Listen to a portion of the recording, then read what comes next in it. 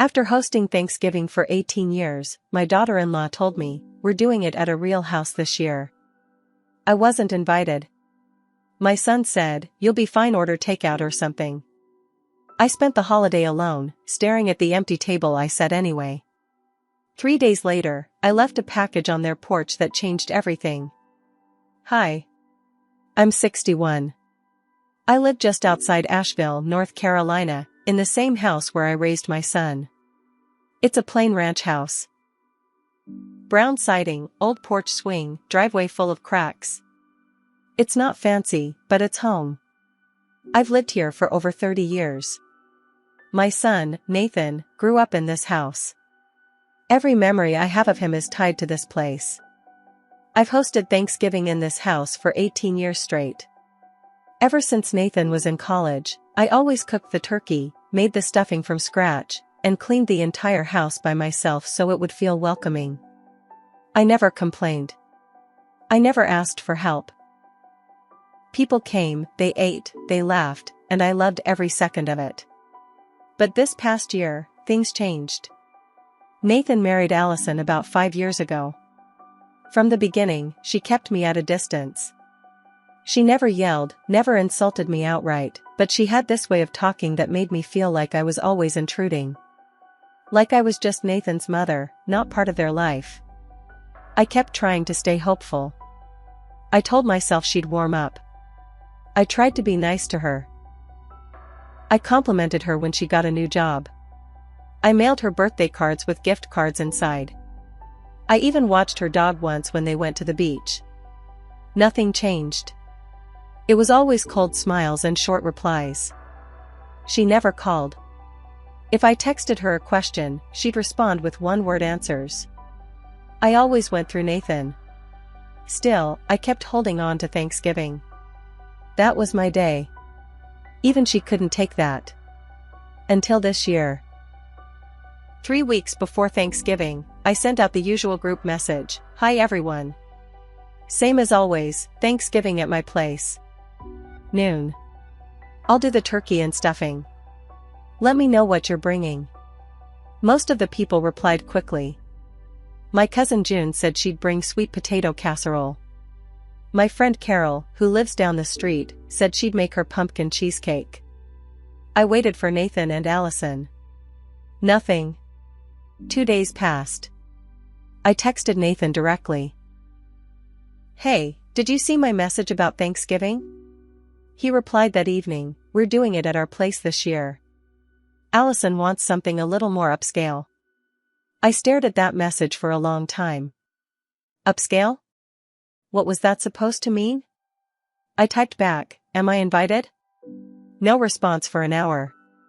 Then he called. I answered. "Hey," he said. "What's going on?" I asked. He sighed. "Allison wants to do Thanksgiving at our house this year. She wants to do something more polished, more formal." "Okay. So am I coming?" He paused. "It's just going to be a small thing. Her parents. A few friends from her work. It's nothing personal." I felt like I couldn't breathe. Nothing personal? I've hosted every year. I always make the turkey. I know, Mom. But it's just different now. You'll be fine, order takeout or something. Then he hung up. That was it. After 18 years, I was told to order takeout. Like I was a stranger. Like I was nothing.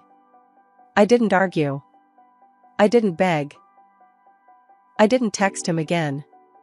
But I cooked anyway. I cleaned the whole house. Made the turkey. Made the stuffing. I even made Nathan's favorite cranberry sauce from scratch, the one with orange zest and pecans. I set the table. Put out the name cards. I wrote Leo on the smallest one, my grandson. He's 6. He loves sitting next to me and stealing olives from the plate. I sat at that empty table for 3 hours. No knock. No call. Nothing. I don't cry easily. But I cried that night. Quiet tears. The kind that just fall without warning. I didn't even change out of my apron. I sat on the couch and let it happen. I fell asleep with the TV on and the turkey still on the counter, untouched. The next day, I stayed in bed until noon. I ignored everyone's texts. Didn't eat. Didn't shower. Then, on Saturday, I got an idea. I wasn't going to yell. I wasn't going to scream. But I wasn't going to let them forget me, either. I pulled out 3 storage bins from the hall closet. Inside were photo albums, school projects, baby clothes, holiday cards, and drawings Nathan made when he was a kid. I picked out the best things. Photos of Nathan helping me baste the turkey when he was 10. A note he wrote me in crayon that said, "Thank you for dinner. I love you, Mommy." A finger-painted turkey from 2nd grade. Old Thanksgiving group photos at this house, my house. I packed it all into a plain cardboard box. Then I took out the name card that said Leo and placed it right on top. Finally, I wrote a note, "This is the house where you learned what Thanksgiving means. If this home isn't good enough for your new life, that's your choice. But don't pretend it never mattered." I didn't sign it. I drove to their house. They live in a newer development, white fences, strict HOA, perfect lawns. I parked down the block so no one would see me. I walked up to the porch and set the box down. I rang the doorbell once. Then I left. I didn't stay to watch what happened. I didn't check my phone. I didn't sleep that night. The next morning, I had 3 missed calls from Nathan. Then 1 voicemail, "Mom, I'm sorry. I didn't realize how this felt for you. I need to talk to you. Please call me back." I didn't call him back. 2 days later, someone knocked on my door. It was Allison. And Leo. I hadn't seen them since Halloween. Leo ran in, arms wide. "Grandma. I missed you. Why didn't you come to Thanksgiving? Mommy made weird potatoes." I held him tight. I couldn't speak. Allison stood in the doorway. She looked pale. Nervous. "Can we come in?" she asked. I nodded. She sat on the couch like someone visiting a stranger's house. She looked around, like she was seeing it for the first time. "I saw the photos," she said quietly. "I saw the drawings. The cards. The note. I didn't know. I really didn't know." I said nothing. She stared at her hands. I wasn't close with my own family growing up. Holidays were weird. Quiet. Cold. When I saw your Thanksgiving photos, it made me feel things I didn't know how to deal with. Then she looked at me. "I think I pushed you away because I didn't understand how to let you in. I'm sorry." That was the first time I ever heard her say those words to me. And I believed her. But I also knew this wasn't over. Nathan hadn't faced me yet. And I had more to say. After Allison and Leo left, I sat at my kitchen table for hours. I kept replaying her words. "I didn't know how to let you in." I wanted to believe her. Part of me did.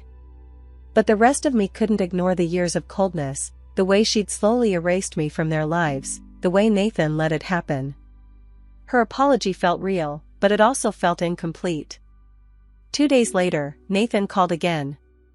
I didn't answer. That night, he showed up at my door. He looked tired. His hair was messy. He hadn't shaved. He stood on my porch like a kid in trouble. "Can I come in?" he asked. I didn't speak. I stepped aside. He walked into the living room, then just stood there, like he didn't know what to say. "I'm sorry," he finally muttered. I sat down. "You said to order takeout." He winced. "I know. I was an ass." "No," I said. "An ass apologizes right away. You waited until your wife cried." His jaw tightened. "She didn't cry." I gave him a look. He looked down. Okay. She cried. She cried when she opened the box. I didn't say anything. He sat across from me, rubbed his hands together like he was cold. I didn't think it would matter that much. I thought 1 year wouldn't hurt. You didn't think, Nathan. That's the problem. He nodded slowly. Then he said something that stopped me cold. Allison's pregnant. I stared at him. He kept going. We were going to tell you on Thanksgiving. That's part of why she wanted to do it our way. She had this whole dinner planned, some kind of announcement card on the dessert plate. I felt a sting in my chest. You were going to tell everyone else before me? His eyes went wide. No. I mean, yes. But not like that. I thought maybe I'd call you the day after or something. I laughed once. Dry. Bitter. Wow. Mom, I screwed up. I know I did. I got up, walked into the kitchen. I poured myself a glass of water just so I wouldn't yell. When I came back, he was holding the name card that said Leo. I told her we could never do Thanksgiving again without you. I shook my head. That's not enough anymore. He looked up. What do you mean? I mean, you don't get to just pause me when it's inconvenient. You can't treat me like background furniture. I'm not someone you fit in when there's time. He sat still, looking like a scolded boy. I went on. Allison apologized. She owned it. But you always let her decide. You let her freeze me out, year after year, and you didn't stop her. You didn't fight for me. You didn't even notice I was gone. He didn't argue. He nodded. I know. And now you want what? A reset? I want to fix it. I looked at him hard. Then prove it. How?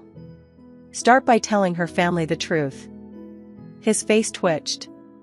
What truth? That you abandoned your own mother on Thanksgiving after 18 years. That you told me to order takeout. That you left me sitting at a table I set for your family. He swallowed. You want to fix this? Make it public. He hesitated. That'll embarrass Allison. I crossed my arms. She can handle embarrassment. I handled being erased. He was quiet for a long time. Then he nodded. Okay. I'll do it. I didn't expect that. And not just them, I said. Everyone. Her friends. Her work people. All the ones who were at that real house.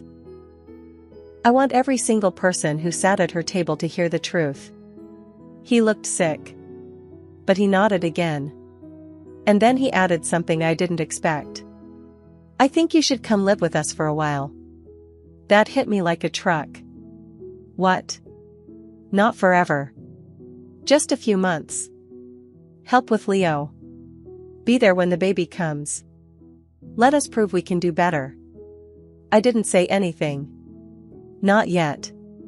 Because I wasn't sure if it was a peace offering or a trap. I didn't give Nathan an answer that night. I just told him I needed time. And I meant it. Something about that offer didn't sit right with me. Not because I didn't want to be around my grandson or help with the new baby. But because living in that house, under Allison's roof, felt like walking into a cage. One where I wouldn't have the key. I'd been shut out for years. Now they wanted me back in, but on their terms. Under their roof. Playing the part of grateful grandma. Quiet. Helpful. Forgiving. I wasn't ready for that. The next day, my friend Carol came over. She brought leftover soup and a lemon pie. We sat in my kitchen, and I told her everything. She's known me 30 years. She was there the first time Nathan broke his arm falling out of a tree. She was there when my husband left me in '98. Carol stirred her tea and said, "You sure they're not just trying to make it look better for other people?" That's what hit me. Allison's friends. Her family. That whole scene. The picture-perfect house. The curated guest list. They wanted to look like a happy family, not be one. And maybe now that someone saw the cracks, maybe now that I forced the truth into the open, they just wanted to patch it up for appearances. I didn't say yes to Nathan's offer. Instead, I asked for a visit. I told him I wanted to come over for dinner. Just us. No friends. No parents. No decorations. Just me, him, Allison, and Leo. I wanted to see the inside of their life. He agreed right away. Too fast. When I showed up that Friday night, Leo ran to the door and hugged me like nothing had ever happened. He tugged my hand and pulled me inside. But something was off. Allison was too cheerful. The food was too perfect. The table was set with matching napkins and placemats. Candles were lit. There were fresh flowers. It looked like a Pinterest photo. Not like a family dinner. She served chicken marsala, roasted potatoes, some salad with cranberries. And I noticed something strange. Allison had printed photos from the box I'd left. They were framed. On the mantel. In the hallway. One was of Nathan and me, from 2006, carving a turkey together. It felt staged. During dessert, Allison cleared her throat and said, "So, we talked about what you said. About telling the truth." Nathan kept his eyes down. She smiled. "We decided we're going to write a letter. To our guests. Thanking them for coming, and explaining what we've learned about family." I blinked. "A letter?" She nodded. "We'll share a few stories. Maybe include a picture or two from the past. Show them how important you are." Nathan still didn't say a word. That's when I knew. This wasn't for me. This was for them. They weren't sorry they shut me out. They were sorry it looked bad. This whole dinner was a performance. A way to smooth things over so they could go back to controlling the story. I stood up. Nathan looked up, panicked. "Mom, don't go." "I'm not doing this," I said. "Doing what?" Allison asked, still smiling. "This. The fake show. The pretend apology. The letter that turns me into a decoration." Allison dropped her smile. "We're trying." "No. You're managing optics." Leo stared at us, confused. I looked at Nathan. "You want to fix this? Then stop letting her script everything. Stand up and tell the truth, out loud. Or I walk." He finally looked at me. "I already did." I paused. "What?" "I went to her father's house yesterday. Told him everything. The truth. That we shut you out. That we acted selfish. That Thanksgiving meant something, and we threw it away." Allison whipped her head around. "You what?" "I told your mom I'd fix it." "I meant it," he said, still looking at me. Her voice rose. "You embarrassed me in front of my father?" "It's not about you anymore," he said. She stood up, furious. "You went behind my back. Because you never wanted to face what we did." I stepped back. Now they were arguing. For once, I wasn't the one defending myself. I picked up my purse. Leo tugged my sleeve. "Grandma, are you leaving?" I knelt down, kissed his forehead. "Not for long, sweetheart." And as I walked out, I heard Allison say, "If your mother's moving in here, I'm moving out." I didn't stop. I didn't turn around. And I didn't feel bad. I didn't hear from either of them for 3 days after I left that night. I stayed busy. I made a list of every recipe Nathan had ever loved, just to keep my hands moving. I repotted some plants. I went to the store and walked up and down every aisle even though I didn't need anything. But by day 4, I cracked. I called him. He answered on the first ring. "Mom," he said, breathless, like he'd been waiting. "Is she gone?" I asked. He was quiet. Then, yes. What happened?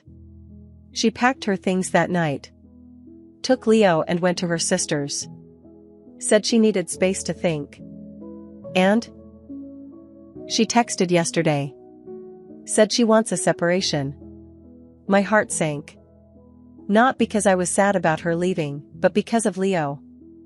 And the baby. She's keeping Leo from you? For now. Says she needs to process. He sighed. Mom, I don't know what to do. I took a deep breath. Then listened carefully. Because now we do it my way. I wasn't always a quiet woman. People forget that about me. When Nathan was 8, I fought the school board because they tried to move his teacher to another district. I stood up at meetings, wrote letters, even got a petition signed. They backed down. I know how to make people listen. So I made a plan. I told Nathan to write everything down, every text, every voicemail, every time Allison tried to limit his time with Leo. I told him to keep it calm, smart, and clean. No yelling. No name calling. Just facts. Meanwhile, I wrote a letter. Not the sugary, fake one Allison wanted. This one was for everyone in their circle, her family, her friends, their neighbors, even the coworkers who came to that Real House Thanksgiving. I printed out photos from the past 18 Thanksgivings. Included one of the empty table from this year. With the untouched turkey and the little Leo name card sitting alone. Then I added my note, "You were invited to a Thanksgiving where I wasn't welcome in my own family. Here is what you didn't see." I left out opinions. I didn't accuse. I didn't insult. I just told the truth. Then I mailed them. Every single one. To 43 households. Some people might think that's petty. Maybe it was. But the silence they'd given me was worse. By the next week, I started getting phone calls. Allison's mother called first. "I had no idea," she said. "I thought you were traveling or something. I'm so sorry." Then her aunt. "She told us you didn't want to come." Her coworker messaged me on Facebook. "I'm so embarrassed. I didn't realize what was going on. Thank you for sharing the truth." Word got around fast. Allison's perfect image? Cracked. Then shattered. 2 weeks later, Nathan got an email from her lawyer. She was filing for divorce. She wanted full custody. She claimed emotional stress from a smear campaign I had started. Nathan was ready to roll over and give in. I wasn't. "Do you want to fight for your son?" I asked him. "Then you fight." He hired a lawyer.